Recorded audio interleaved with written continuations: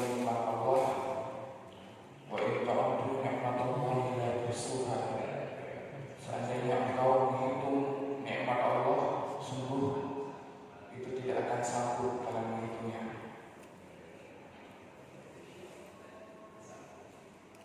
Baik, sebelum masuk materi ataupun sebelum masuk pembahasan di pertemuan kali ini,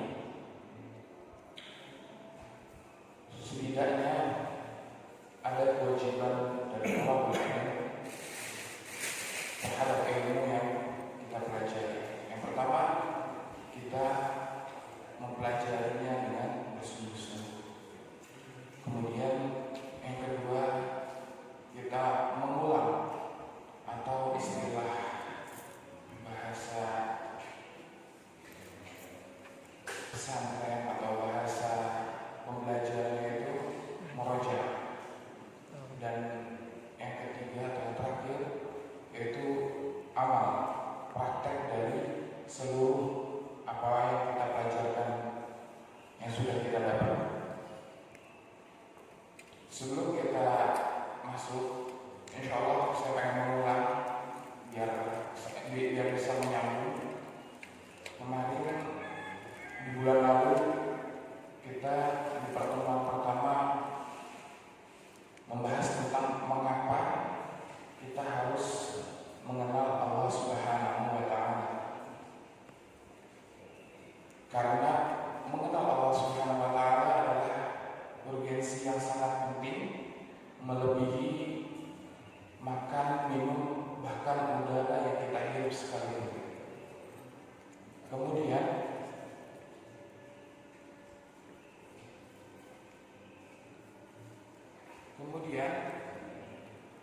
apa efek dari kita mengenal Allah Subhanahu wa Ta'ala, ataupun buah hasil dari mengenal Allah Subhanahu wa Ta'ala? Kita akan merasakan hidup yang nyaman, dan sebaliknya orang yang tidak mengenal Allah maka hidupnya akan berantakan. Kemudian orang yang mengenal Allah akan tumbuh rasa cinta kepada Allah Subhanahu wa Ta'ala. Dan di antara faktor yang bisa meningkatkan rasa cinta kepada Allah Subhanahu wa Ta'ala ada dua, yaitu mensyukuri atas segala nikmat yang Allah berikan kepada kita. Kemudian yang kedua adalah melihat keagungan Allah, melihat keagungan Allah yang ada di sekeliling kita. Dan yang terakhir, orang yang mengenal Allah, dia akan tumbuh rasa takut kepada Allah. Melanjutkan materi hari ini, insyaallah kita akan membahas apa itu ma'rifatullah. Apa itu ma'rifatullah?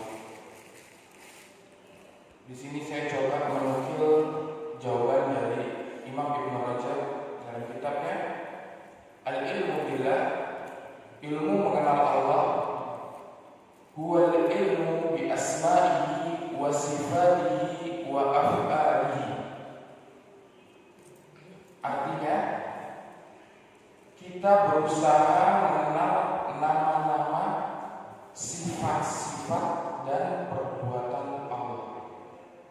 Saya ulangi, al-ilmu billah huwal ilmu bi asma'ihi wa sifatihi. Kita berusaha mengenal nama-nama, sifat-sifat dan perbuatan Allah Subhanahu wa Ta'ala. Lalu apa efeknya ketika kita bisa mengenal nama-nama, sifat-sifat dan perbuatan Allah Subhanahu wa Ta'ala? Efek dari mengenal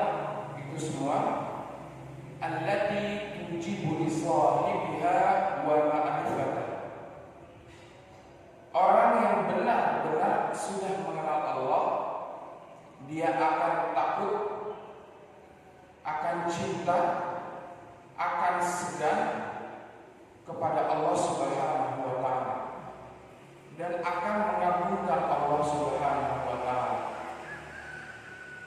Ini harus jadi barometer kita.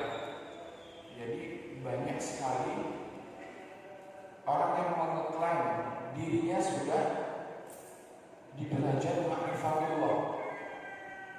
Mungkin untuk orang yang intelektual, orang yang tinggal di kota, ini sudah nggak laku. Tapi kalau di kampung ada hal yang masih laku. Maksudnya kejadian klaim dia sudah sampai ma'rifatullah. Tapi kalau kita lihat kesehariannya pun tidak sholat berjamaah, atau Allah alam mungkin tidak sholat. Ketika ditanya kenapa nggak sholat, ini saya dulu sempat saya tanya waktu saya masih nyantri di Solo, karena misalnya juga masih kental dengan adat budaya yang satu suruh dan lain-lainnya seperti itu. Ketika ditanya kenapa nggak sholat, oh makom saya udah beda, makomnya udah beda. Kalau saya sholat ini langsung udah ke Makkah. Ini masih laku Pak di kampung-kampung ya. Kalau mungkin di lingkungan kita udah nggak laku, tapi di kampung-kampung ini masih laku. Ketika ditanya sholat apa, ya kalian sholat apa kan? Kita baru selesai sholat Jumat. Ya iya, saya juga sholat Jumat katanya. Tapi saya langsung ke Mekah.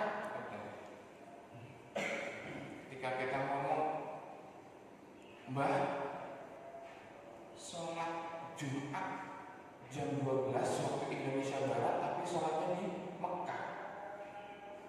Mekah sama waktu Indonesia bagian Barat itu selisihnya 4 jam, bahkan sampai 5 jam. Kita lebih awal.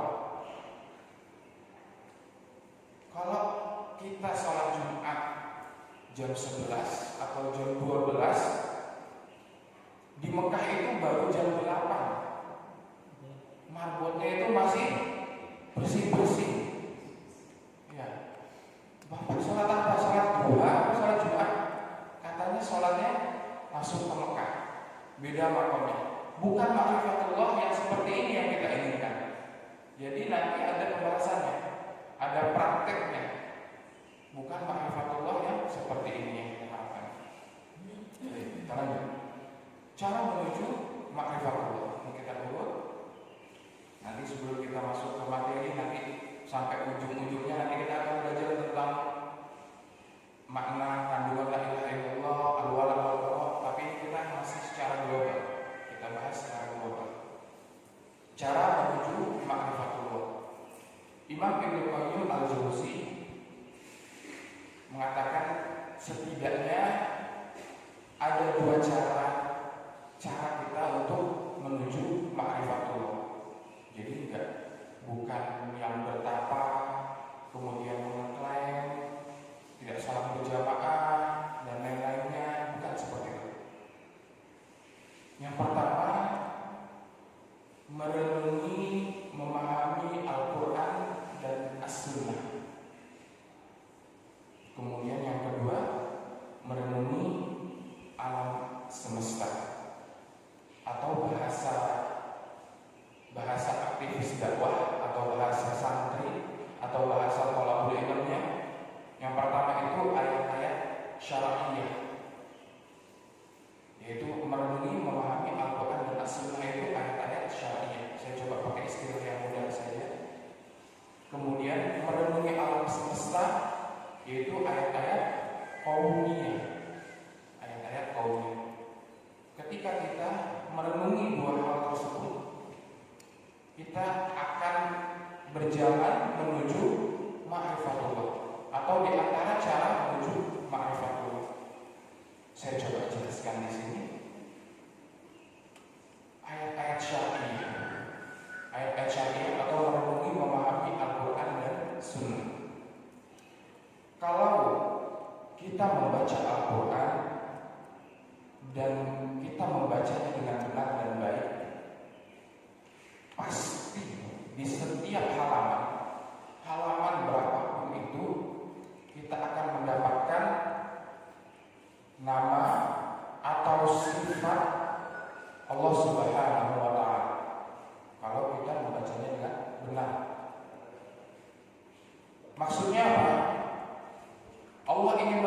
menunjukkan kepada kita semua bahwasanya ini loh, ini firman atau perkataan yang bukan sembarangan. Firman yang kalian baca atau yang kita baca adalah firman Allah Subhanahu wa Ta'ala. Tapi banyak di antara kita ketika melewati ayat-ayat tersebut atau kita membaca nama dan sifat Allah seperti tidak ada sesuatu atau seperti tidak ada hal yang berbeda. Baca ya, baca saja. Oleh karena itu ulama mengatakan lebih afdal mana atau lebih utama mana membaca Al-Quran khatam tapi hanya baca saja, atau satu juz tapi faham. Kira-kira lebih baik mana Pak? Lebih baik khatam faham, ya bukan itu pilihannya. Kalau khatam faham udah gak ada juga, derajatnya udah beda lagi. Lebih baik satu juz faham. Kenapa? Karena Al-Quran diturunkan liyadabbaru ayatihi. Al-Quran diturunkan untuk ditadabbur, untuk diperhatikan ayat-ayatnya. Ya. Kita coba lihat Al-Quran ini sebagai pedoman hidup kita. Kita tanamkan itu. Jadi kalau kita baca buku pedoman, buku panduan dari satu poin pertama sampai poin terakhir itu harus dengan sesama. Ya. Misalnya Bapak beli elektronik yang mahal atau peralatan yang mahal, itu pasti ada buku panduannya. Itu kalau kita nggak ngerti, kita langsung pakai, bisa jadi ada trouble atau ada masalah. Lucu nggak? Kalau misalkan Bapak buka buku belum Bapak buka atau belum Bapak baca buku panduan, habis Bapak belanja peralatan tersebut atau elektronik tersebut, langsung Bapak bingkai, Bapak tempel di dinding kira-kira. Tapi itu kenyataannya saat ini. Orang tidak mentadabburi Al-Quran, tapi justru menempel. Bukan menempel ini tidak baik, tapi ada hak Al-Quran yang lebih, yaitu tadabbur di situ. Seperti itu. Bahkan ada yang saat itu ketemu sama saya, manggilnya ini aneh dalam Quran nih. Ini mulus, bagus Qurannya. Ini Quran mahal. Quran mahal. Ini saya pengen kasih buat istri saya. Mahal. Udah saya kasih ke istri saya waktu saya nikah, sekarang masih mulus, masih bagus. Berarti Qurannya dijaga dengan baik sama istri saya. Gak ada debunya, kinclong, gak lecek. Beginikah adab kita terhadap Al-Quran? Al-Qurannya ditaruh di biver, gitu misalnya. Ya. Bahkan saya sering kali, beberapa kali datang ke masjid itu, dia sengaja di perbusnya atau di rak buku Al-Qurannya itu, dia kasih peringatan. Al-Quran bukan pajangan untuk dibaca. Jadi untuk mengingatkan kita semua, ayo dibaca Al-Qurannya, tadabbur Al-Qurannya. Seperti itu. Terlebih nanti kita akan masuk ke bulan Ramadan, bulan Al-Quran. Ya. Ini kesempatan buat kita semua. Kemudian kita mendukung juga di sini ada, insya Allah akan membangun kampung Quran. Ini program yang luar biasa. Kita belajar pedoman, belajar tata cara hidup. Kemudian saya coba kasih contoh. Gimana cara contoh tadabbur yang paling mudah atau paling kecil, paling simpel. Misalnya di surat Al-Baqarah ayat 244.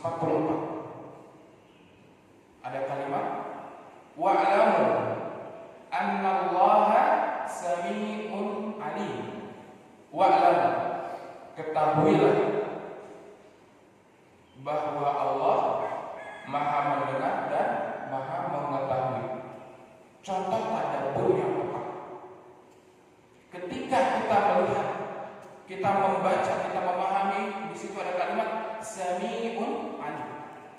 Kita yakin betul bahwa Allah itu Maha mendengar.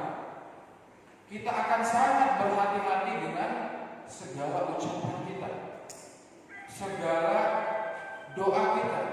Kita akan sangat bersungguh-sungguh untuk berdoa, sangat berhati-hati dalam berucap. Kenapa? Karena kita yakin betul Allah Maha mendengar apa yang kita ucapkan. Begitu juga ketika kita mendapatkan kalimat alim, Allah Maha mengetahui. Secara tidak langsung diri kita, tindak tanduk perilaku kita dalam sehari-hari tercermin dari tadabbur ayat tersebut. Alim. Kita tahu Allah sangat mengetahui apapun yang kita lakukan. Apapun yang kita lakukan, kita sangat berhati-hati. Mau korupsi bukan takut sama KPK atau CCTV, ya. Kenapa? Karena KPK ataupun CCTV, manusia ataupun elektronik, kemampuannya terbatas.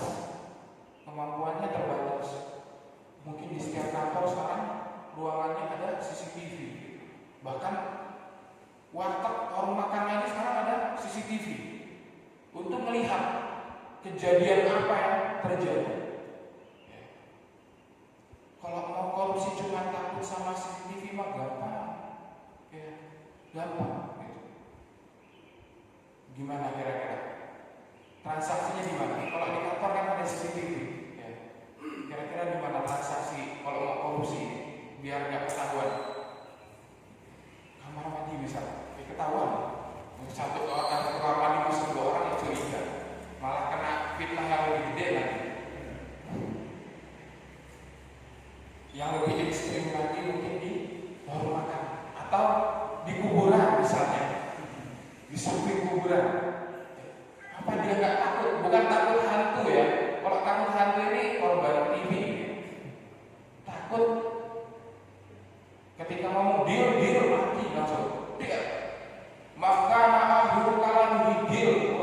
Barang siapa yang akhir hidupnya mengatakan kalimat deal, bukan la ilaha illallah yang diucapkan.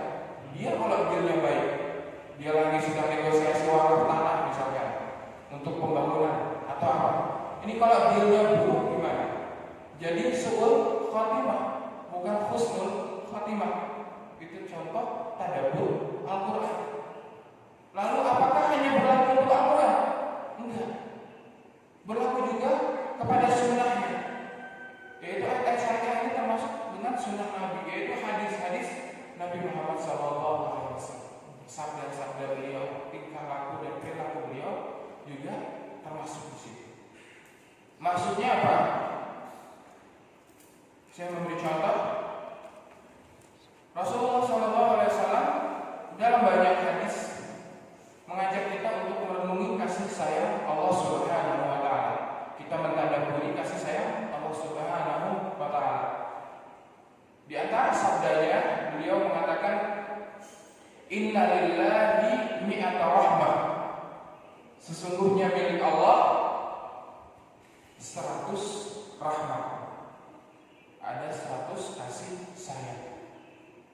Allah memberikan 100 kasih sayang. Anzala minha rahmatan wahidah. Dari 100 itu yang Allah turunkan hanya baru 1. Allah baru turunin 1 dari 100 kasih sayang yang Allah punya. Bainal jinni wa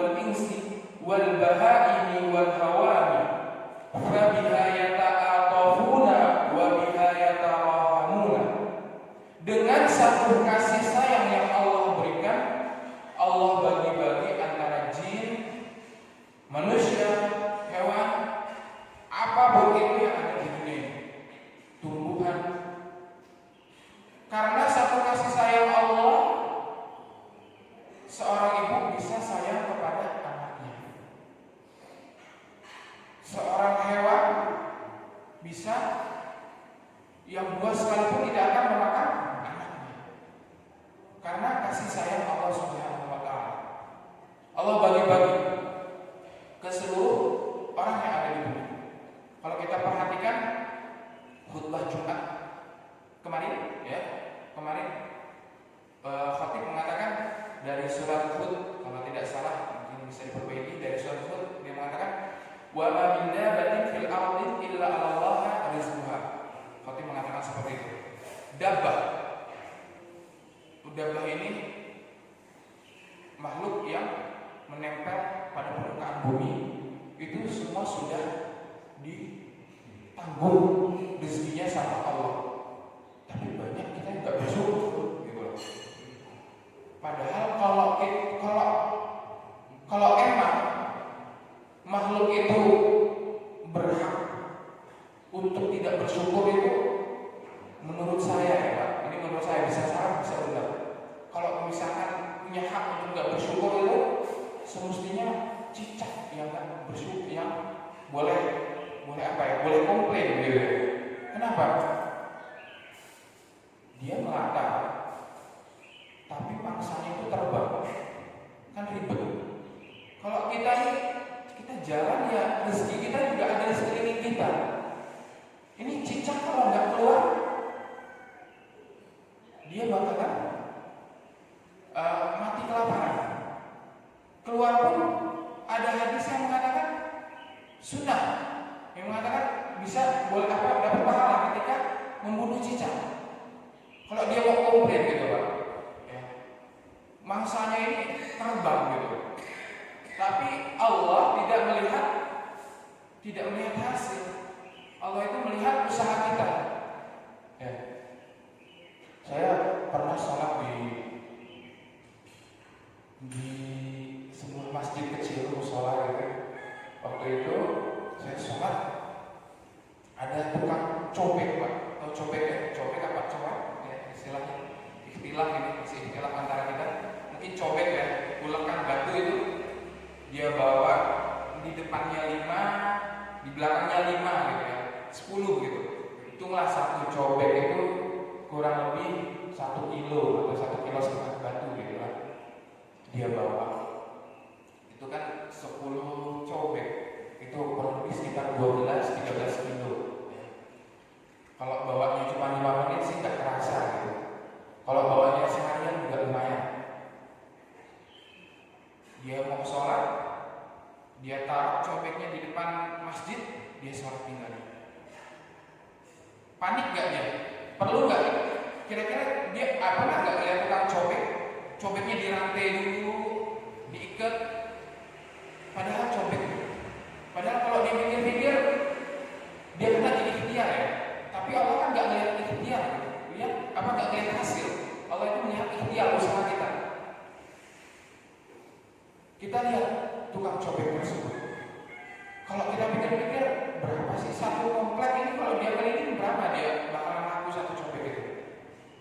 Kadang cobek yang ada di rumah kita itu warisan nenek kita gitu, pecah-pecah gitu. Masa kita mau beli lagi gitu? Kadang kalau kita perhatikan ikhtiar seorang manusia, kita harus belajar dari hal tersebut. Justru yang punya harta itu yang semakin panik gitu. Beda sama si tukang cobek. Tukang cobek yang mau sholat ya udah tinggalin. Ya kalau mau bawa maling ya paling pegel gitu kan, malingnya. Tapi kalau orang kaya misalnya, kita nggak nyalahin semua orang kaya, tapi ada yang mau parkir pun panik gitu. Ini saya mau parkir mobil, kira-kira spion aman nggak ya? Nanti saya balik spionnya udah tinggal sebelah nih, atau gimana? Ada seperti hal-hal yang seperti itu. Nah itu dia. Itu salah satu. Kita nanti akan belajar tentang ma'rifatullah. Itu salah satunya nanti. Salah satu praktek. Kemudian kita balik lagi. Dari 100 kasih sayang Allah baru turunin 1 kasih sayang. Baru Allah turunin 1 kasih sayang antara seluruh makhluk hidup. Jadi kalau kita mau lihat orang yang paling kaya di muka bumi ini siapa? Siapa Pak? Kira-kira siapa? Ada yang mendalami nggak? Melihat gitu berita? Saya Bill Gates. Bill Gates apa Korun? Korun sama Bill Gates lebih kaya siapa ya? Udah pernah survei belum? Ya. Yang dalam ceritanya Korun ini punya kunci gudang yang kalau diangkat sama 10 orang kaya, orang kuat, dia nggak akan sanggup. Ini kuncinya Korun, baru kuncinya loh. Sampai sekarang pun kita kalau nyari harta atau intermezzo, canda atau apa, atau mungkin ada yang sungguh-sungguh juga nyari harta karun, hartanya si Korun. Nggak pernah kita mau kemana nyari harta Bill Gates enggak, ya. Berarti Korun ya. Ini Korun yang segitu kayaknya itu baru 0,00000 sekian persen dari kasih sayang rahmat Allah Subhanahu wa Ta'ala. Sedangkan 99 lainnya wa akharallahu tis'a wa tis'ina rahmah, dan Allah mengakhirkan dan Allah memberikan 99 rahmat atau kasih sayangnya Allah simpan untuk siapa? Yarhamu biha ibadahu yaumal qiyamah.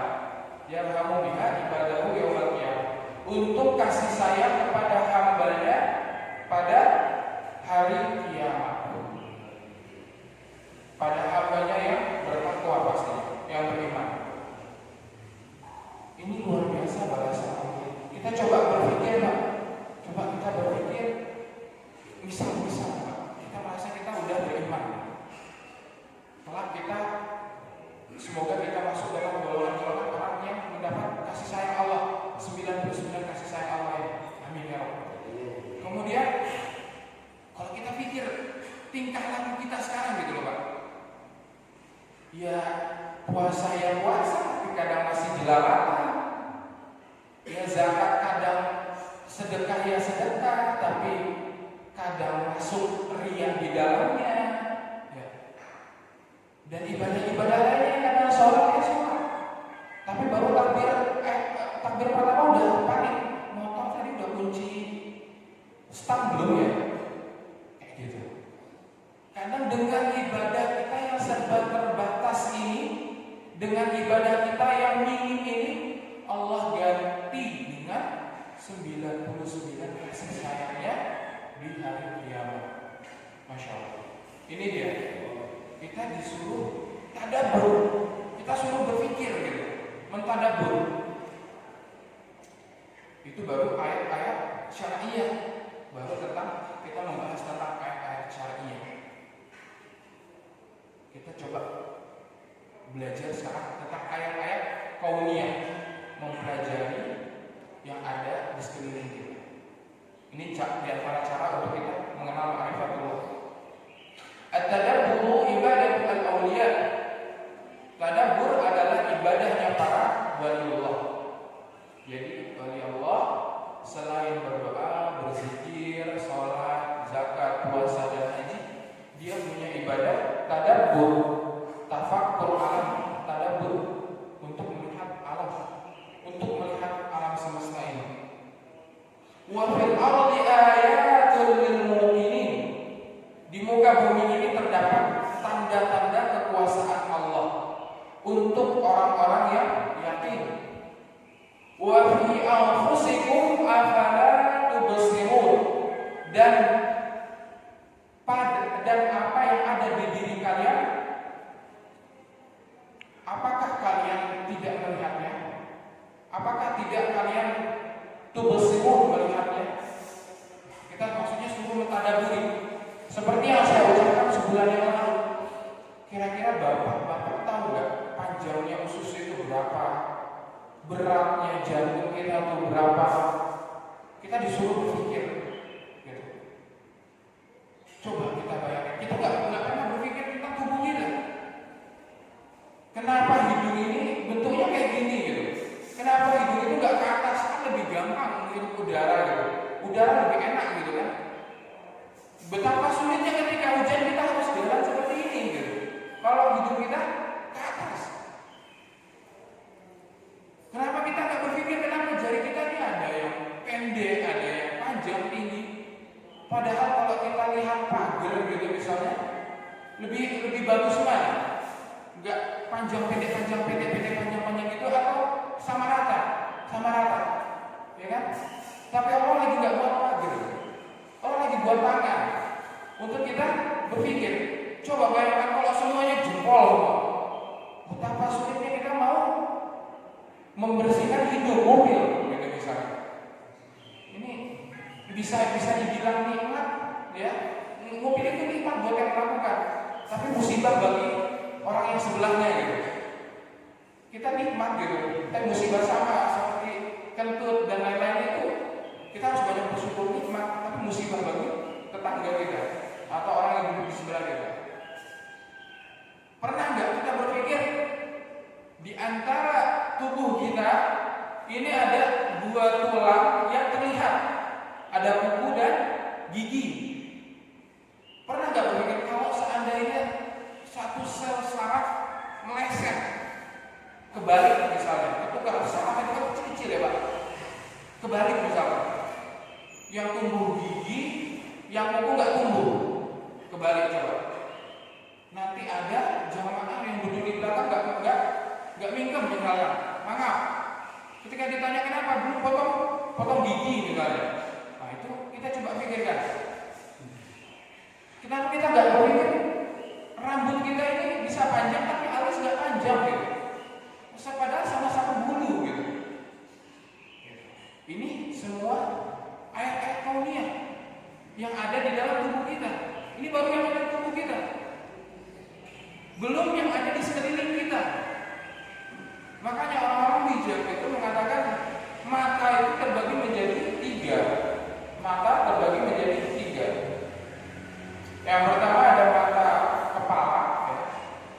Kemudian ada mata akal atau mata otak. Yang ketiga ada mata hati. Jadi kita kalau makan misalnya, kadang kita nggak mikir, kita cuma makan aja. Ini mata kepala ya, mata biasa, bukan mata otak kita. Tapi kalau mata otak kita akan berpikir, ini kurang asin, kurang manis dan lain-lain. Kemudian kalau kita pakai mata hati, kita akan berpikir betapa hebatnya perjuangan satu piring nasi datang ke kita dibandingkan mudahnya kita untuk bersyukur kepada Allah. Kita bersyukur kepada Allah itu cuma ngomong alhamdulillah cukup. Bersyukur kita menikmati makanan tersebut itu dan termasuk bersyukur kepada Allah. Daripada kita harus mengeluh dan dalam satu piring kita itu perjuangannya itu luar biasa. Berasnya dari mana? Misal berasnya dari daerah Indramayu, kemudian ikannya dari lautan, belum lagi sayur-sayurnya dari pegunungan, itu hadir dalam satu piring kita. Masih kita lupa untuk mengucapkan basmalah ketika kita mau makan. Masih kita lupa untuk mengucapkan alhamdulillah ketika kita sudah usai untuk makan. Seperti itu. Kalau contoh lainnya, ketika kita melihat hijau-hijaunya daun hutan, kalau mata kepala kita atau mata kita yang biasa, kita cuma melihat wah indah ya. Tapi kalau mata otak mungkin bakalan melihat dengan cara yang berbeda. Ini kalau dijadikan meja, jadikan kayu, wah jadi duit ini. Ini uang, jadi menjadi hasil. Tapi kalau mata hati itu beda lagi. Masya Allah, hutan ini luas banget ya. Saya ini nggak ada apa-apanya sama hutan ini.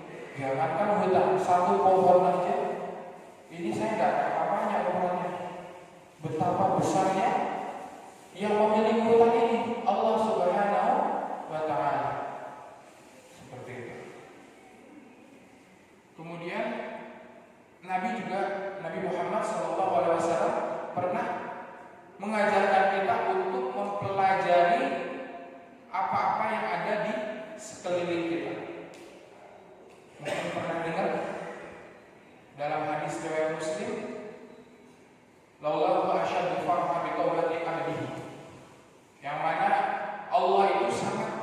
gembira dengan taubat hambanya.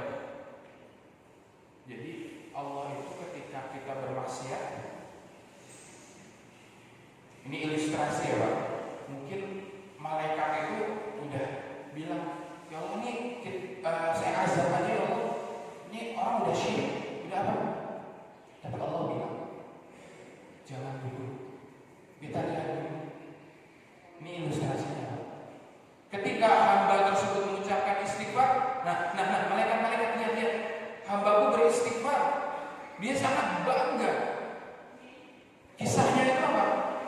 Nabi Muhammad mengisahkan ketika ada seorang yang safar, dia safar membawa perbekalan di atas untanya di padang pasir, dia istirahat di suatu pohon korma atau pohon apa, dia istirahat di situ. Ketika dia tertidur dan bangun itu melihat ontanya hilang, perbekalannya juga hilang. Bapak bisa bayangkan ya, jangankan hilang onta dan perbekalan, kadang kita udah hilang dompet pun udah panik Pak. Wah ongkos, wah ini, wah itu. Hilang handphone sekalipun, itu luar biasa paniknya. Ini onta perbekalannya dan dia di padang pasir tinggal sendiri.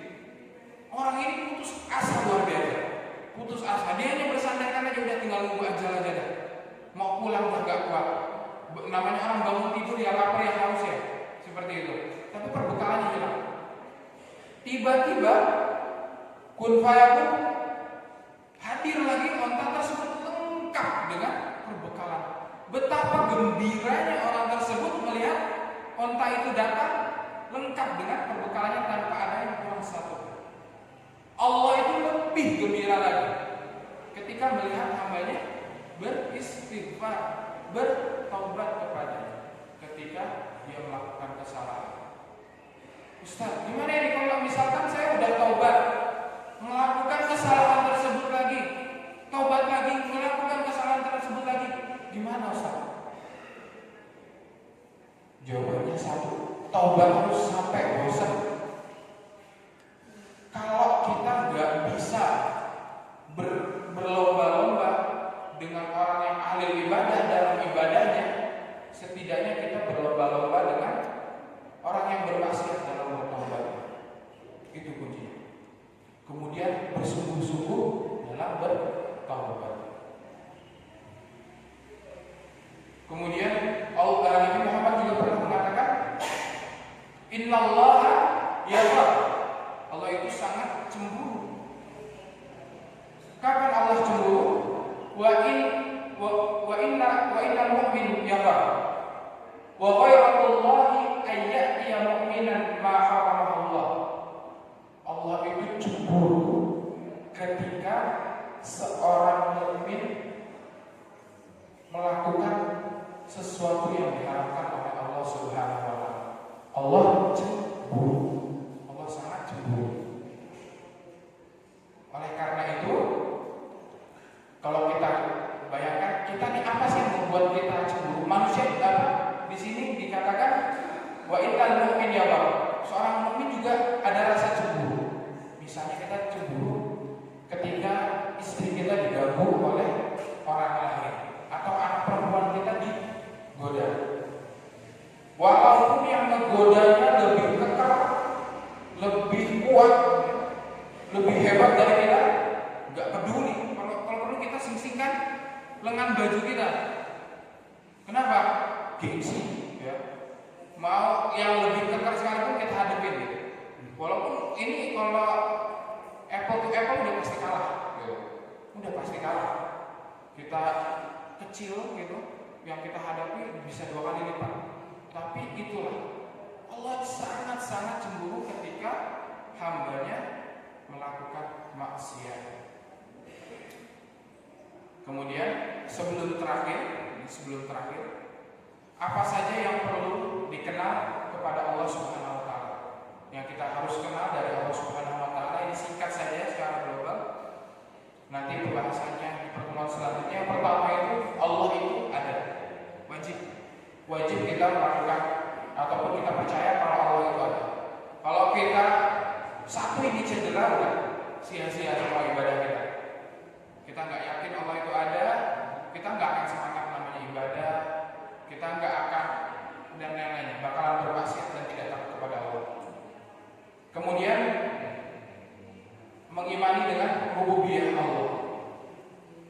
rububiyah, yaitu adalah mengimani Allah dengan perbuatan hamba. Maksudnya seperti sholat, zakat, puasa, dan haji dan lain-lainnya. Nanti kita lebih detailnya di pertemuan selanjutnya. Kemudian ada uluhiyah Allah. Kita melihat atau mengimani Allah dengan bahwa yakin betul kalau Allah itu Ar-Razzaq, dengan sifat-sifatnya, dengan namanya itu Allah yang memberi mati, Allah yang memberi hidup, Allah yang memberikan kemudahan, kesulitan, bala, dan lain-lainnya. Kemudian yang terakhir adalah asma wa sifat. Asma wa sifat. Kurang lebih itu yang bisa saya sampaikan pertemuan kali ini. Insyaallah detailnya ataupun rincinya akan di pertemuan-pertemuan selanjutnya. Dan yang terakhir, dari seluruh pelajaran tauhid ini, yang terpenting adalah praktek. Yang terpenting adalah praktek. Nanti jangan ada yang bilang dia ketika tidur dibangunin sama temannya,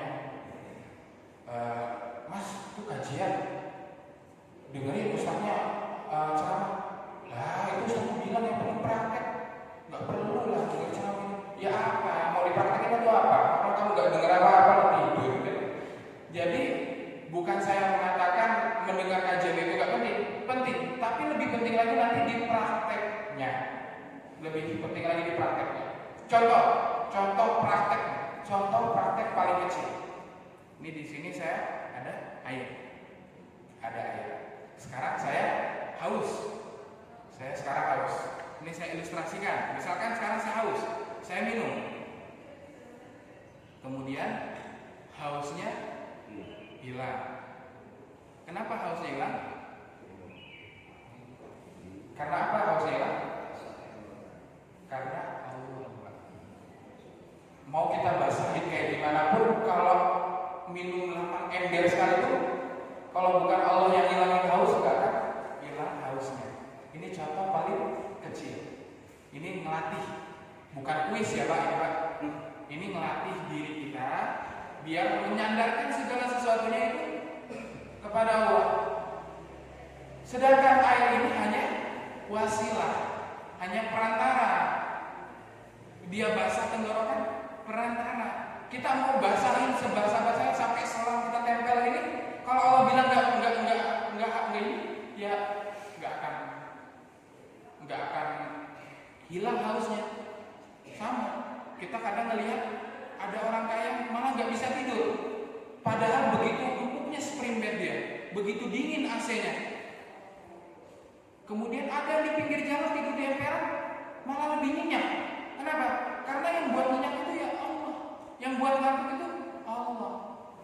Kalaupun ada kasur dan apa, itu hanya wasilah saja, perantara, seperti itu. Tapi kita juga jangan menghilangkan ikhtiar. Salah lagi. Ini apa? Saya haus Pak, tapi saya nggak mau minum lah Pak. Nanti Allah sendiri yang hilangin. Nah ini salah lagi. Kita wajib ikhtiar wajib, tawakal wajib. Ketika kita nggak berikhtiar, kita dosa. Ketika kita menghilangkan tawakal, kita syirik. Misalnya Bapak parkir datang pakai motor, motornya Bapak nggak kunci. Kuncinya Bapak taruh, udah Pak saya tawakal aja Pak. Ya Pak, insya Allah nggak hilang ya Pak. Allah bilang nggak hilang ya nggak hilang. Ya emang betul.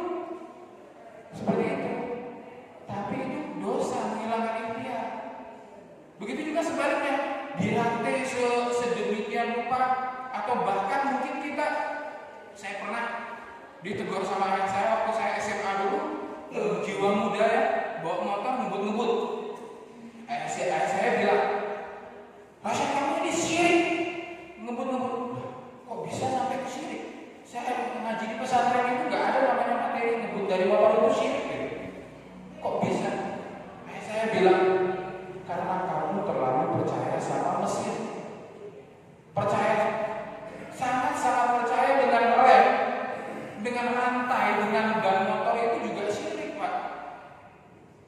Kita ngebut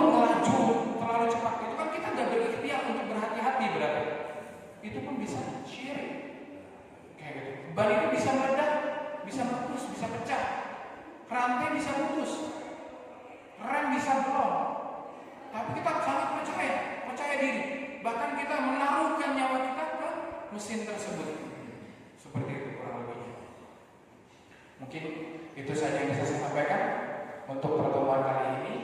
Barangkali ada yang mau ditanyakan, tafadhol. Assalamualaikum warahmatullahi wabarakatuh. Yang terkait dengan kajian kita tadi ayat kauniyah dan ayat kauniyah. Dalam memahami ayat kauniyah ini kan tentu butuh alat, terutama yang terkait misalnya ayat kauniyah itu kan dalam memahami ayat Al-Quran itu kan ada ilmu alat, bahasa Arab, nahwu, sarf, dan ilmu asbabun nuzul dan sebagainya. Demikian juga terkait dengan ayat kauniyah. Dalam memahami ayat dan relevansinya dengan alam yang ada sekitar kita juga punya ilmu. Harus punya ilmu, tidak bisa orang baca buku aja langsung memahami. Nah, oleh karena itu kiat-kiat untuk itu apa yang kita harus lakukan? Kita sebagai orang awam. Yang kedua, ini sekedar membuat pencerahan, saya tidak menonton saja. Yang kedua, terkait dengan ilustrasi yang Ustaz katakan tadi, ketika Allah Subhanahu wa Ta'ala bergembira, bahkan Allah itu cemburu terhadap orang-orang yang melakukan maksiat, dan Allah gembira terhadap orang-orang yang melakukan maksiat kemudian bertobat kepada Allah Subhanahu wa Ta'ala. Yang saya ingin tanyakan terkait dengan ayat-ayat Allah yang mana di dalamnya ada ancaman, ada pahala. Tentu ini terkait dengan kehidupan kita di akhirat dan yang besar. Kira-kira ini penafsiran dan pandangan Ustaz terkait dengan dosa-dosa yang kita lakukan di dunia ini. Manakala Allah sudah memaafkan kita semua, mengampuni dengan istighfar yang kita lakukan, dengan tobat dan usaha apapun untuk menuju Allah, lalu apakah kita akan disiksa lagi di akhirat? Ini yang yaitu prerogatif Allah. Tapi paling tidak saya ingin dapatkan ilmu dari Ustaz. Terima kasih. Assalamualaikum warahmatullahi wabarakatuh. Kita coba diskusi.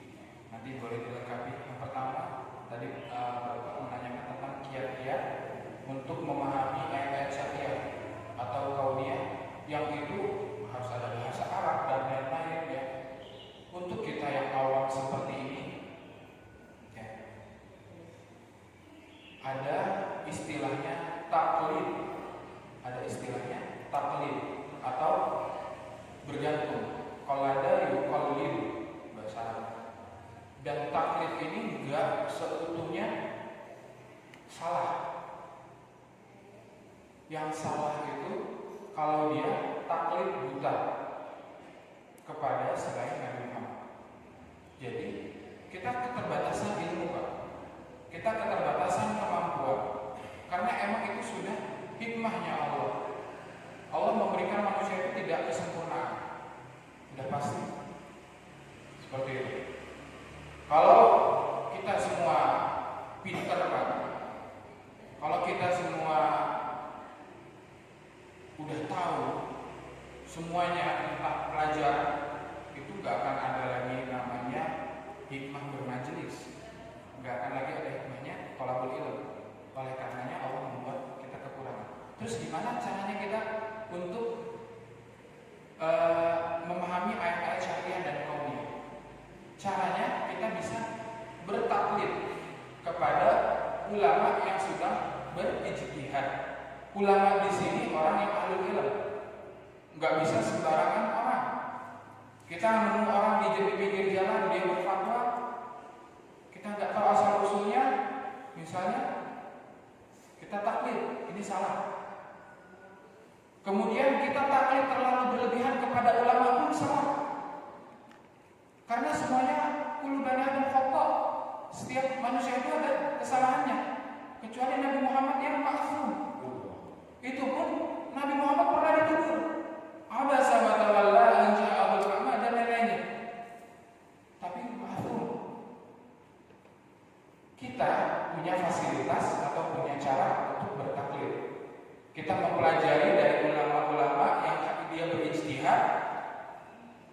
yang mana perselisihan tersebut mendapatkan satu pahala. Tapi ini tidak bisa melegalkan kepada kita untuk semuanya itu bisa menjadi pahala. Enggak. Kita mau ngambil mazhab apa aja bisa jadi pahala karena berselisih pendapat hasil pikiran berpahala, enggak. Tapi selisih pendapatnya kembali lagi ke Al-Quran dan As-Sunnah. Seperti itu. Jadi kita benar-benar kita lihat ulamanya dari mana dia ngambil bahan-bahan materi, apakah dari Al-Quran atau dari As-Sunnah atau hanya dari karangan-karangan dia. Kita nggak bisa mengatakan sampai saat ini kan Syiah mengaku juga kalau dia bagian dari Islam. Seperti itu. Justru Islam yang salah. Bahkan dia sebagian juga mengambil dalil-dalil dari Islam. Seperti itu. Kita nggak bisa taklid kalau ini benar dan berpahala. Bukan yang seperti itu. Bukan taklid yang seperti itu. Jadi kita tidak bisa berfatwa misalnya karena ilmu kita terbatas. Kita nggak punya ilmu nahwu, nggak punya shorof, nggak punya ilmu ini, dan usia kita pun terbatas, waktu kita terbatas. Ada fasilitas taklid yang tadi saya bilang, tapi taklidnya tidak taklid buta. Saya maunya sama ustadz ini, kalau bukan ustadz ini yang lain beda. Bukan seperti itu. Taklid bukan seperti itu. Bukan tergantungan dengan satu pendapat seorang ulama, nggak seperti itu caranya. Ustadz ini, ustadz ini, ustadz ini. Segemuk-gemuknya ikan ada durinya, sekurus-kurusnya ikan ada dagingnya.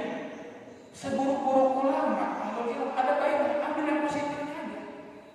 Bapak makan ikan, makan durinya juga, enggak. Dagingnya ambil. Seperti itu. Jadi kita nggak bisa buat sekte ataupun buat skat-skat tersendiri kayak gitu. Yang ini udah pokoknya negatif. Padahal ada, kalau dipikir-pikir Pak, yang bid'ah itu pun sama yang wajib dan sunnahnya, banyak kan wajib sunnah yang dia lakukan Pak. Bid'ahnya itu 1-2 kali aja. Salah memang, saya nggak melegalkan dia benar. 1-2 kali aja, tapi dia banyak daging yang bisa kita ambil.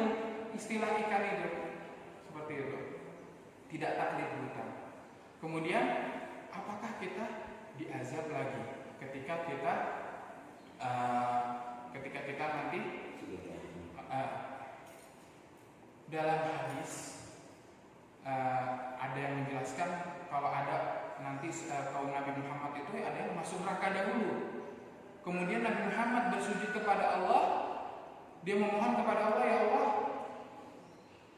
angkat umatku yang mana dia ada keimanan walaupun sebesar biji kurma. Pertama kurma dulu, dijemputlah sekian juta, dipeluk satu persatu masuk ke dalam surga. Berarti ada yang masuk ke neraka dulu, misalnya. Bukan misalnya, ini ceritanya. Kemudian dalam hadis, angkat umatku ya Allah, dia sujud lagi. Yang ada 1 biji sawi, keimanan 1 biji sawi. Kalau bapak beli sawi itu nyari bijinya susah Pak. Itu saking kecilnya. Masuk lagi. Kemudian yang ketiga, ya Allah, tolong angkat umatku yang akhir hayatnya mengucapkan la ilaha illallah. Ini ucapan yang paling mudah Pak. Dari ucapan semua kosakata yang ada di muka bumi, la ilaha illallah ini paling mudah di dalam mulut. Tapi susah prakteknya Pak. Kenapa paling mudah? Bapak ucapkan la ilaha illallah, mulut itu gak perlu kayak gini Pak. Dia diem aja, mulut kita udah la ilaha illallah. La ilaha illallah, la ilaha illallah. Beda dengan ucap basmalah. Bismillah. Mulut harus mingkar, harus buka. Tapi la ilaha illallah gak perlu buka tutup. Paling simpel pergerakan mulut, paling sulit prakteknya Pak. Kemudian apakah nanti diazab atau dimasukkan neraka lagi? Satu jawabannya Pak, wallahu a'lam. Karena kalau udah wallahu a'lam itu udah sempurna jawabannya Pak. Udah 100%. Dan kita nggak perlu malu ngucapin wallahu a'lam. Kita nanti kedepannya kita akan isi kajian di rumah kita sendiri. Karena malu akhirnya mengada-ngada. Nah ini lebih bahaya lagi. Jadi kesimpulan dari yang terakhir, jawaban yang terakhir, wallahu a'lam bishawab. Karena ilmu dan kemampuan saya terbatas. kurang lebih seperti itu. Karena waktunya sudah over ya, udah waktunya masuk syuruk. Mungkin kita ada sunnah-sunnah lain yang kita ingin kerjakan. Kita tutup dengan istighfar 3 kali. Astaghfirullahaladzim, astaghfirullahaladzim, astaghfirullahaladzim, wa kafaratul majlis. Subhanallah. Segala kebenaran hanya milik Allah Subhanahu wa taala dan kekurangan datangnya dari saya dan syaitan. Assalamualaikum